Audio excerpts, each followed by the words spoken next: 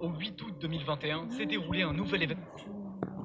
Du 1er au 8 août 2021 s'est déroulé un nouvel événement Minecraft très connu du grand public. Une nouvelle cité. Faisant suite à la Cité des Sables en 2012, à la Cité d'Hakuna Matata en 2014, à la Cité des Éléments en 2019 et plus récemment à la Cité du Swag en 2021, il y a à peine quelques semaines. Cependant, cette nouvelle cité avait quelque chose d'inédit. Il s'agissait de la première cité internationale. Pour la première fois dans l'histoire de Minecraft dans les cités, 5 pays allaient s'affronter pendant une semaine jour et nuit. France, Allemagne, Espagne, Italie et USA. Avec un seul objectif, être la nation ayant gagné le plus d'émeraudes au bout d'une semaine. Bienvenue dans la Cité des Nations. 5 équipes, 5 pays du monde entier, leurs youtubeurs et streamers Minecraft emblématiques. J'ai eu la chance d'être invité à cet événement en tant que membre de la Team France. La chance d'avoir cette responsabilité de représenter mon pays, en compagnie d'autres youtubeurs que vous connaissez bien, de tout univers différent sur Minecraft. Hypierre, Fuse3, Ninjax, Matox, Gep et j'en passe. Des joueurs PVP, des joueurs survie, speedrunners, builders, pros des machines et de la redstone. Cela ne pouvait être qu'une réussite de notre côté. Je vais vous résumer dans les grandes lignes tout ce qu'il s'est passé durant cette incroyable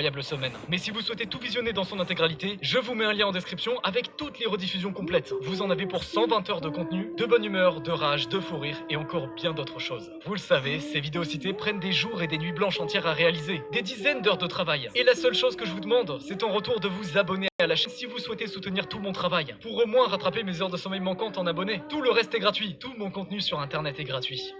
Je vous ai déjà initié récemment au concept des cités sur ma chaîne. Je vous remercie par ailleurs pour les très nombreux retours positifs sur cette vidéo. Le principe d'une cité, c'est donc de récolter en une semaine le plus d'émeraudes possible. Comment faire, vous allez me dire? Quand je parle d'émeraudes, je parle en réalité de la monnaie virtuelle du jeu. Dans chaque base de chaque pays se trouveront des PNJ échangeant des ressources contre des émeraudes. Chaque ressource s'échange contre un certain nombre différent d'émeraudes. C'est donc à nous de calculer ce qui est le plus rentable pour ensuite créer des usines pour pouvoir farmer ces ressources, les échanger et ensuite aller déposer ces émeraudes dans la cité principale et augmenter le compteur de son équipe. Ça, c'est le principe de base des cités. Mais celle-ci était légèrement différente. Premièrement, il n'y avait pas une, mais deux monnaies. L'émeraude, comme je viens de vous l'expliquer, mais également l'or. Cette deuxième monnaie permettait d'améliorer notre base chaque jour afin de débloquer de nouveaux PNJ, et donc de nouveaux échanges intéressants. Je m'explique. Le premier jour, un seul PNJ sera disponible, échangeant des ressources basiques contre un petit nombre d'émeraudes. Le jour 2, nous aurons ensuite la possibilité d'acheter avec de l'or une amélioration de notre capitale. D'ailleurs, vous pouvez remarquer que pour nous, notre base, c'était l'Arc de Triomphe. Chaque pays avait une base correspondant à l'un de ses monuments historiques. Le jour 3, une autre amélioration, débloquant d'autres PNJ et d'autres bonus, etc.,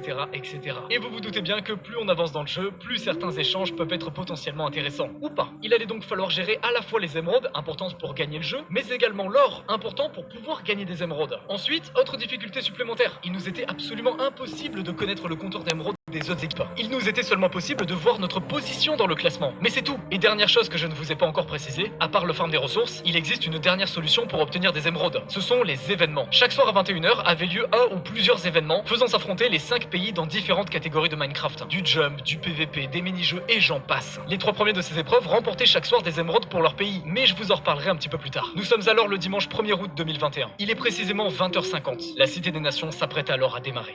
La Cité des Nations, c'est comme la Cité du Swag, comme la Cité des Éléments, comme la Cité des Sables, sauf que